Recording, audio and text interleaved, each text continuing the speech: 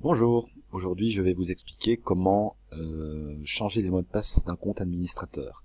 Alors, ça se passe sous Linux pour commencer, donc vous devez démarrer l'ordinateur et ouvrir votre session Windows à partir de Linux. Le problème c'est que pour faire ça, il faut impérativement pouvoir désactiver le fichier d'hibernation sous Windows. Donc je vous invite à ce moment-là à consulter la vidéo qui parle justement du PowerConfig qui permet proprement de désactiver le fichier d'hibernation. Une fois que vous avez fait ça, vous pouvez ouvrir votre partition Windows et ouvrir le répertoire System32 qui est un sous-répertoire du Windows et rechercher après le fichier utilman.exe. Une fois que vous avez trouvé le fichier utilman.exe, vous le renommez, pour ne pas le perdre évidemment, en utilman, en .back, .hold, ce que vous voulez. Moi je vais l'appeler .hold. Comme ça je sauvegarde mon fichier pour éviter une mauvaise manipulation. La manipulation se passe en deux temps. On va en fait utiliser une faille de sécurité Windows pour pouvoir faire croire à Windows qu'on va utiliser les fichiers d'aide, en tout cas les fichiers de narration, qui sont justement lancés à partir de l'utilman et de la commande Windows U. On va remplacer ce fichier utilman par le fichier commande, donc le CMD, l'invite de commande MS-DOS. Donc on va prendre le CMD, on va cette fois-ci le copier, on va le stocker temporairement sur le bureau Linux. On fait une copie du fichier cmd.exe et ce fameux cmd.exe, on le renomme tout simplement en utilman.exe. Donc l'invite de commande est maintenant remplacé par le fichier utilman. Ça va nous permettre de démarrer sous Windows l'invite de commande MS-DOS avec la commande Windows U qui est censée ouvrir le fichier utilman. J'espère que c'est clair pour tout le monde. Donc on va cette fois-ci maintenant recopier le faux utilman.exe dans le répertoire Windows System 32 et on voit à ce moment-là qu'on a bien un utilman.exe et un utilman.hold. L'utilman.exe qui est en fait le commande com et l'utilman.hold qui est en fait mon vrai utilman, mais que je ne vais pas utiliser dans un premier temps.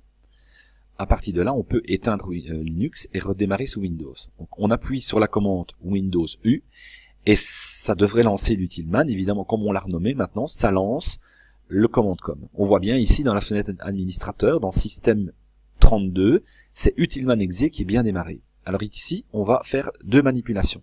On va créer un compte utilisateur avec la commande netuser. Donc je crée mon compte utilisateur que je vais nommer Apsys et je lui donne un mot de passe, admin. Et je l'ajoute avec un commutateur /add. Je fais Enter. Et ici, il me crée un nouvel utilisateur. Puisque j'ai de nouveau démarré la commande avec tous les droits d'administration. Même pas en administrateur, en super user. Donc je suis au-dessus de l'administrateur. Cette fois-ci, avec la commande netlocalgroup, je vais ajouter mon compte Apsys, qui est utilisateur, et lui donner les droits d'administrateur. Donc je tape la commande netlocalgroup, administrateur, faire attention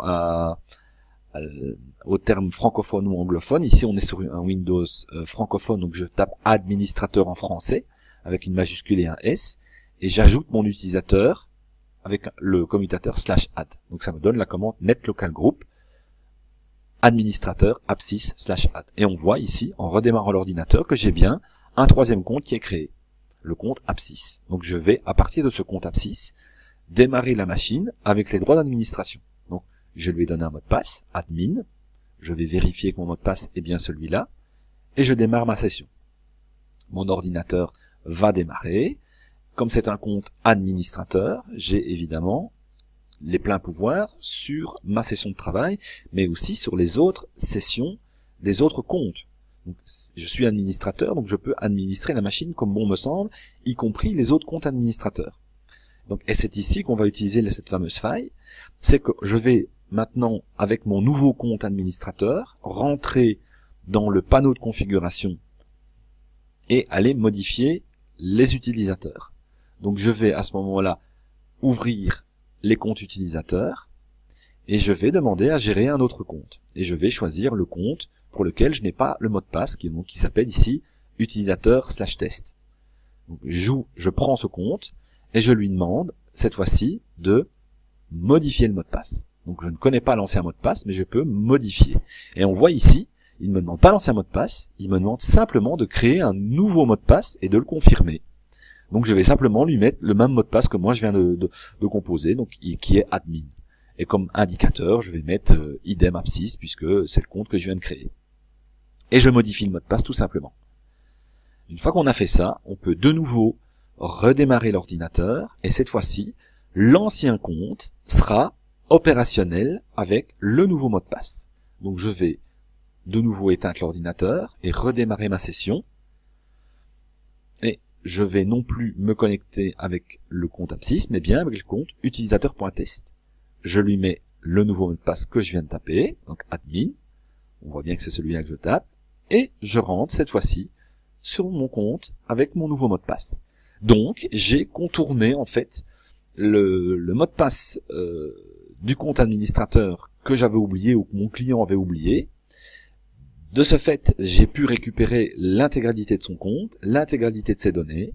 Il ne me reste plus qu'à effacer mes traces. Donc je vais, à partir de l'ancien compte, de nouveau, me rendre dans le panneau de configuration et je vais simplement aller supprimer le nouveau compte que je viens de créer parce que il m'a servi qu'à réinitialiser le mot de passe de l'ancien compte.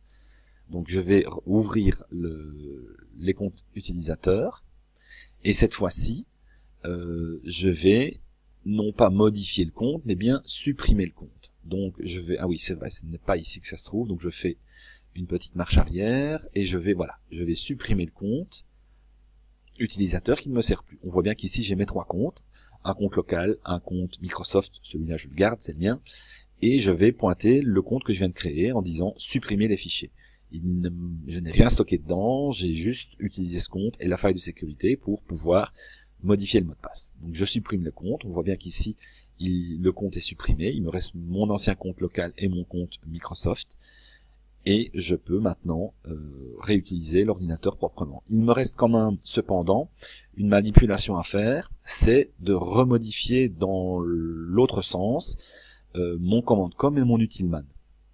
Donc je vais ici me rendre dans mon répertoire sur mon disque dur, donc je vais ouvrir le C, je vais ouvrir Windows, et je me rends dans mon système 32, que je vais ouvrir, et je vais descendre, rechercher les fichiers qui m'intéressent. Bon, il y a quand même pas loin de 4-5 000 fichiers, là on voit 4344, donc on va simplement faire une recherche en tapant utilman. Voilà, je commence à taper les lettres du fichier que je recherche, voilà, utilman, et on voit bien, l'utilman est représenté par le logo du commande com, donc c'est le faux utilman exe, celui-ci je le supprime, et je vais reprendre mon utilman.hold et le renommer en utilman exe. Et là vous allez voir, ici il y a une petite subtilité. Si je sélectionne mon utilman.hold et que je le renomme en utilman exe, le système va pas vouloir. Même si je suis administrateur, il faut savoir que la commande en elle-même est une commande avec des droits très élevés. Donc il faut ici impérativement modifier la commande avec les pleins pouvoirs. C'est-à-dire que vous ne pourrez pas renommer l'utilman.hold en utilman exe sans passer par une clé externe. Donc vous allez devoir de toute façon ici démarrer votre machine soit avec une clé Linux, soit avec une clé Windows et lancer la commande de l'extérieur avec les pleins pouvoirs. Sinon ça fonctionnera pas. Ici je vais de nouveau essayer, je vais vous montrer, vous voyez, si je fais un rename avec les droits d'administrateur, le système refuse. Et on se rend compte que la commande rename n'a pas les commutateurs adéquats. Donc ici, vous êtes obligé, vous n'avez pas le choix, il faut absolument redémarrer l'ordinateur avec un compte super user. Voilà.